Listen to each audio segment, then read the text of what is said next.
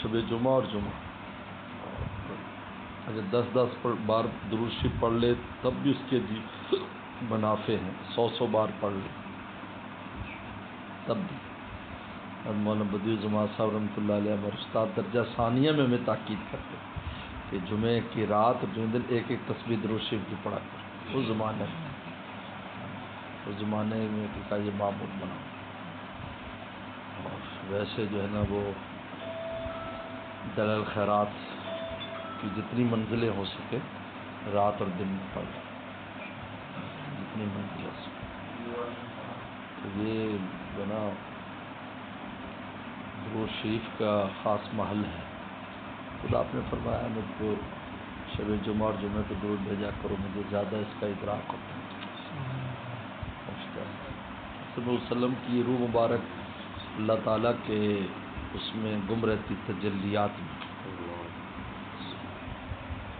لیکن اس وقت وہ پھر ان کی جو ہے نا وہ درود شریف بھیجنے والوں کی طرف متوجہ رہتی ہے ورنہ تجلیات الہی میں گم رہتی ہے. اس لیے رد اللہ کی یہ تصریح کہ مجھ پر اللہ روح جب کوئی درود بھیجتا ہے تو اللہ میری روح واپس فرما دیتے ہیں.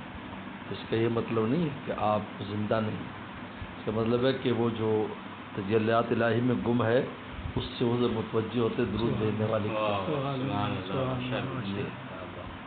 اس سے متوجہ یہ مراد. تو آپ کہیں گے یہ تو 24 گھنٹے درود چلتا رہتا تو پھر آپ ہر وقت متوجہ رہتے ہوں گے. تو وہاں کا وقت اس وقت میں بہت فرق ہے. وہاں کم از کم 1000 سال کا دن اور رات 1000 سال کی. تب 24 گھنٹوں کو 1000 سے تقسیم کرے تو 24 گھنٹے کون سے حصے میں آئیں گے. تو اس لیے فرمایا کہ ہم کتنا بھی 24 گھنٹے میں پوری مخلوق ہم وقت پڑھتی رہے درود شریف وہاں کے حساب سے تھوڑا سا وقت ہوگا چند منٹ ہوں گے جس میں متوجہ ہوتے ہیں اور باقی اللہ کی طرف تو وہاں جا کر وہ کھل جاتا ہے.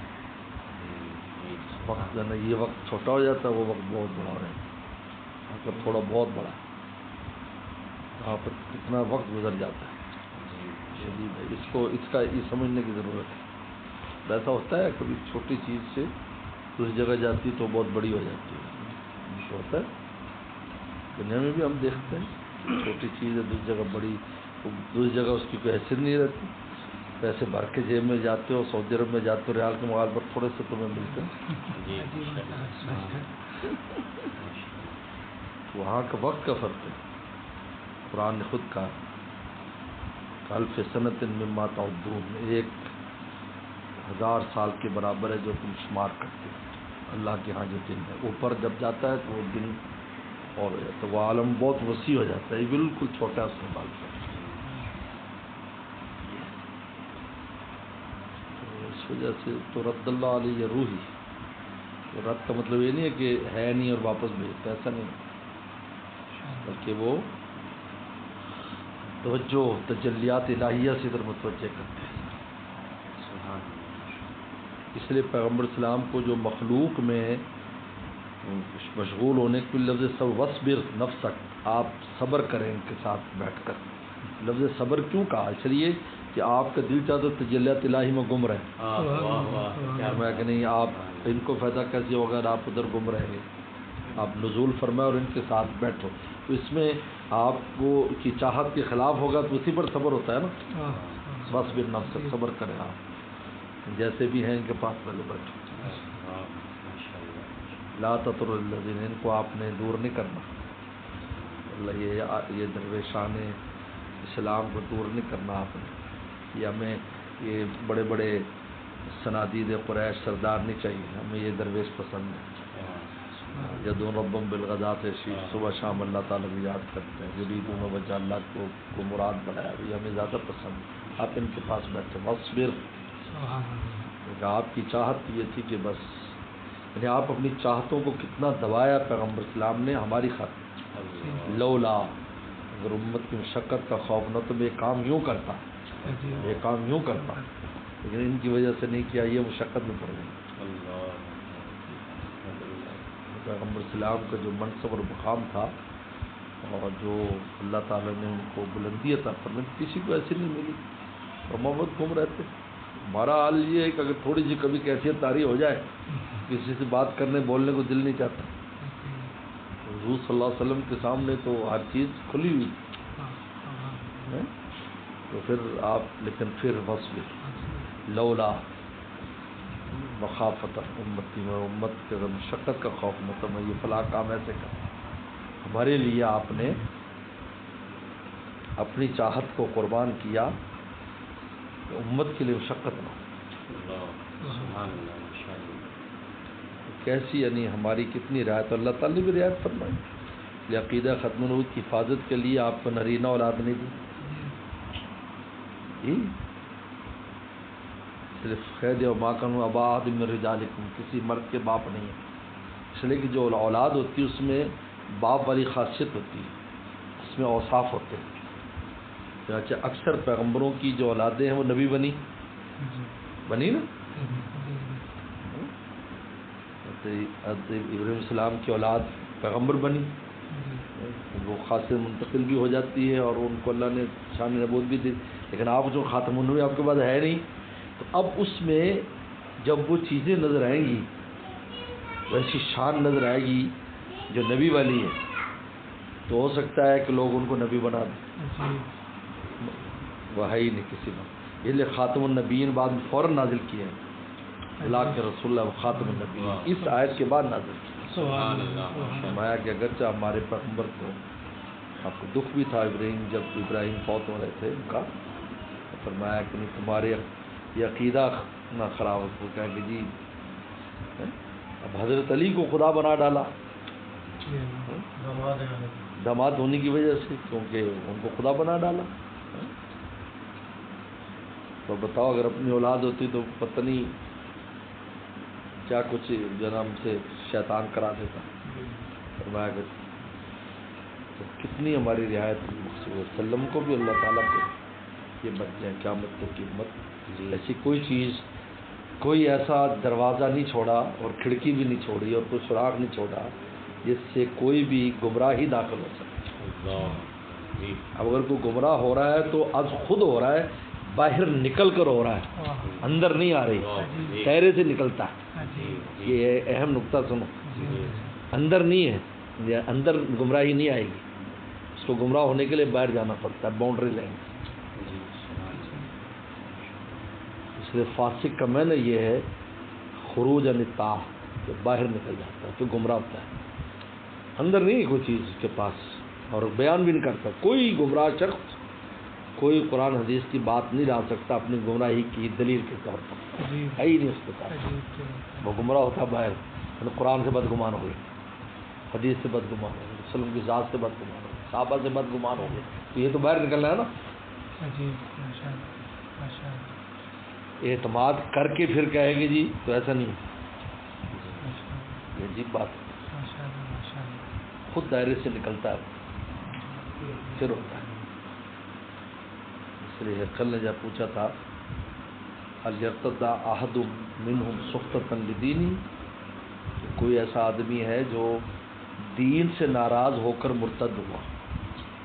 ابو سفیان نے پوچھا کہ دین سے ناراض ہو کر انہوں نے کہا اللہ ایک آدمی دین سے ناراض ہو کر نہیں اور اغراض کی وجہ سے ہوا دین کی وجہ سے نہیں اور اغراض فرمایا کذالک الایمان ان تخاطب بشاشۃ القلوب. ہرقل نے کہا یہ ایمان جو ہے جب دل کے رگو ریشے میں گھس جاتا ہے تو پھر کوئی اس سے نکل ہی نہیں سکتا.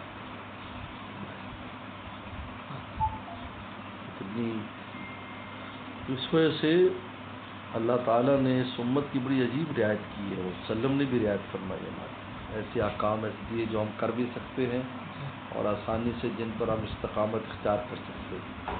مشقت والے وہ نہیں کی.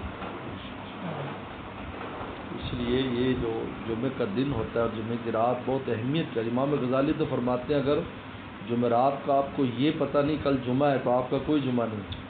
آپ کو پتہ نہیں کل جمعہ ہے جمعہ نماز پڑھنی ہے یہ ہے وہ ہے تھوڑا اس کے بارے میں سوچو کل جمعہ ہے. نیت کرو کہ کل جمعہ پڑھنا ہے، یہ کرنا ہے، ہم نے کپڑے تیار ہیں، فلاں تیار ہے، یہ سبھی تیاری عبادت میں آ گئی. سبحان اللہ، ماشاء اللہ. نہانا ہے، دھونا ہے، یہ کرنا ہے، وہ کرنا ہے، فلاں جگہ جانا ہے، پڑھانا ہے، پڑھنا ہے. بلکہ غسل میں بھی نیت کرو میں غسل جمعہ کر رہا ہوں. واہ، ماشاء اللہ، ماشاء میں اللہ، کبھی بغیر نیت کے غسل نہیں کرتا، کبھی بھی نہیں، کوئی بھی غسل. ماشاء اللہ. اگر کہیں دعوت شاوت میں جانا ہے تو اس کی بھی نیت کرتا ہوں. یہ غسل وعظ ہے، یہ غسل دعوت ہے، یہ غسل نماز ہے. ماشاء اللہ، ماشاء اللہ. یہ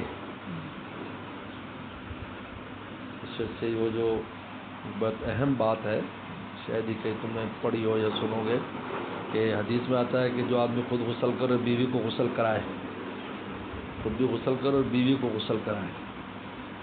اس میں اگر رات کو اپنی بیوی کے قریب جاتا ہے تو لازم بات ہے صبح فجر میں جو غسل کرے گا وہ غسل جنابت ہوگا. پھر اس کو چاہیے کہ جمعے سے پہلے بھی غسل کرے تاکہ غسل جمعہ ہو. واہ، سبحان اللہ. دلیل. جو غسل جمعہ ہو، اس لیے کہ افضل یہ ہے کہ جمعے کے غسل سے نماز پڑھے، بیچ میں وضو نہ آنے دے، ٹوٹے نہیں، یہ افضل ہے. اسی سے الحمدللہ میری ہمیشہ سے عادت ہے، میں جمعے کی نماز جو پڑھاتا ہوں بالکل آخر میں غسل کرتا ہوں اور اسی سے جمعہ پڑھا کے آتا ہوں. تو خود افضل پر عمل کریں گے تو مقتدیوں کی بھی افضل ہوگی نا. میری عادت ہے. تو اچھا، اب یہ تو سمجھ میں آ گیا. صبح فجر میں غسل کیا، تیل صابن جو لگانا صبح لگا لو. اس میں ایک غسل تفسیری کا، دوسرا صرف پانی بہا لینا کافی. حضرت مفتی شفیع صاحب نے لکھا ہے کہ ہر وقت تیل صابن استعمال نہ کرو، یہ طبی طور پر بھی جسم کے لیے نقصان دہ ہے. زیادہ اگر آپ نے کر لیا تو پھر خالی پانی بہا لو، سنت کے مطابق کلی کر لیا، وضو کر لیا، سنت میں پانی بہا لیا، بس یہ غسل ہو گیا. تیل پانی ضرورت نہیں ہے. اور اچھا، اگر فجر کے بعد یعنی دن میں اگر بیوی سے مقاربت کرتا ہے تو اب غسل ہو گیا. اب ایک دفعہ پانی ڈالے جنابت کے لیے، یہ تو جب پورا ہو جائے پھر پانی ڈالے جمعے کی غسل کے لیے. بہت اہم بات ہے. اس طرح وہ دونوں غسل جب ہوتا ہے. یہ جو جمعے کا دن اور یہ ہے، اس میں درود شریف کی کثرت کرے. اور شام کی طرف عصر کے بعد جو نا وہ مناجات مقبول، کیونکہ قبولیت دعا کا وقت مغرب کا، مناجات مقبول پڑھے یا دعاؤں کا اہتمام کرے مغرب سے پہلے خاص طور پر. اور سورہ کہف جو ہے نا اس کی تلاوت رات کو جو معمول ہمیشہ سے ہوتا ہے، الف لام میم سجدہ اور سورہ ملک، یہ رات کو پڑھے عشاء کے بعد. اور دن میں، اور اگر مسافر ہے، جیسے میں مسافر ہوں تو 10 آیات پڑھنے کا تذکرہ بھی سورہ کہف کا آتا ہے. حدیث میں آتا ہے کہ جس نے 10 آیتیں سورہ کہف کی پڑھ لی اس کے قد کے برابر پورے ہفتے نور رہے گا. اور جس نے پوری سورت پڑھ لی تو زمین سے لے کر آسمان تک پورے ہفتے نور رہے گا. لہذا وہ 10 آیات پر عمل کر لے، ناگا نہ دے. جیسے میں نے جانے سے پہلے 10 آیتیں پڑھ لی تو وہ ہو گئی، تو اس سے ناگا نہیں. تو سورہ کہف کی 10 آیتیں حدیث سے صاف کری. اسی سورہ کہف کی تفسیر میں یہ فضیل دونوں موجود ہیں، حدیث سے موجود.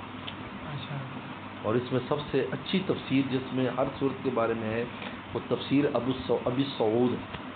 تفسیر ابو سعود یہ جو خلافت عثمانیہ کے سب سے آخری سب سے بڑے مفتی اعظم تھے، ان کا نام ابو سعود تھا. خلافت عثمانیہ آخر، اس کے بعد پھر خلافت ختم ہو گئی.